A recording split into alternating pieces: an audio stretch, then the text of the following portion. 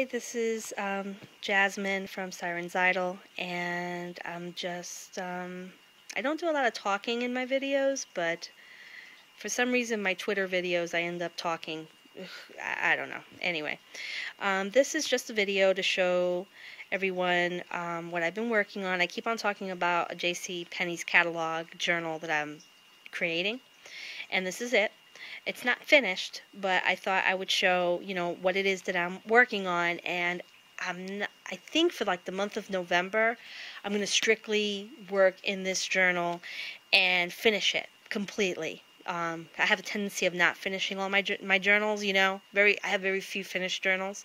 So I'm thinking that the size plus the amount of pages will make it really easy for me to do that with this one. And my goal is I think to use more of my photography, which I haven't done in a while, even though I kind of started up again, but I haven't in a while. More writing, and sort of be really true to what is going on in my life at that moment. This is also inspired by my personal belief, and it's also something that Les Herger has been talking about. And if you don't know who Les Herger is, I don't know what rock you've been living under, but she is the owner of Comfortable Shoes Studio, and she has a great series called The Cult of Stuff. If you don't know what that is, I advise you to go check it out, because I think that if it's not going to change the way you look at how you do things, maybe it will change your feelings about having to need something in order to create art. Because you really don't need, when it comes to personal art, I don't feel you need anything more than what you have at your disposal. And that could be any budget. It could be craft paints. It could be, found materials at home. It could be junk mail. You can make art out of anything. And when it comes to things that are for your own personal satisfaction, you should not feel as though you have to have the highest grade quality available in order to produce. I think that ends up inhibiting your willingness to try something, your willingness to stick with it, because if you're worried about how long that tube of paint is going to last, well, then you're not really thinking about how you can use that tube of paint to create something great. But anyway, enough of my lecture. On to the journal.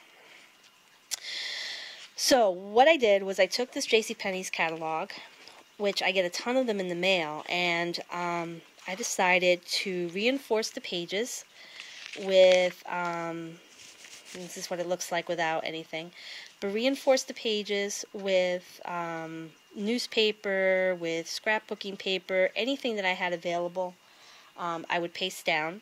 I would use masking tape to kind of shore up the edges as well as the spine, so that, it wouldn't seep through and then it kind of break off or whatever.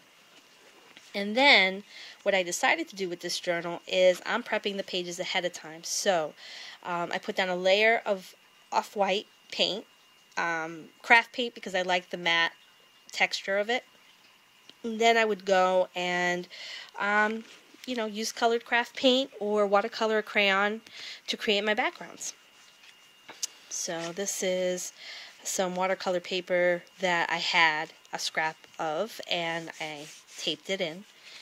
And if you can't tell here, that is a coupon. So like I said, I'm using pretty much everything to create a substrate to strengthen the page, as well as create a substrate for me to paint over or draw over or write over, whatever it is that I feel like doing that day. Again, this is acrylic paint. This here is watercolor crayon, and what is great about this is that you layer down the color. I then wetted down the page with a brush, and then I would take a paper towel, I don't know if you can see this, but I would take a paper towel and lift off some of the color and create this fantastic texture. The other thing that's great is that the masking tape is acting as a resist.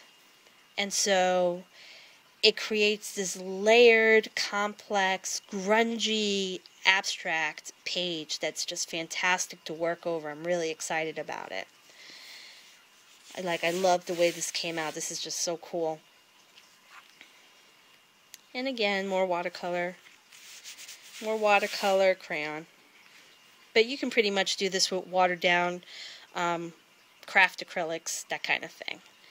So this is what the pages look like before I lay down color. And as you can see, again, the masking tape everywhere, sort of the spine creates texture, it shores up your edges. I love it. This is old dictionary paper. This is just ledger paper, graph paper, old scrapbooking paper, whatever I could find, whatever I can get my hands on. This is awesome paper that I have. I have this huge world atlas that I bought at the Salvation Army for, I think it was like $1. I mean, huge. It like takes up half of my desk. And I've just been ripping pages out of it. Scrapbooking paper, newspaper, more of that dictionary paper, etc. So that's what I've been working on, and hopefully I'm going to be finishing up the rest of these pages in the next couple of days, and then I'll start working in it and show you what they look like completed. Alright, so I'll talk to you guys later. Bye.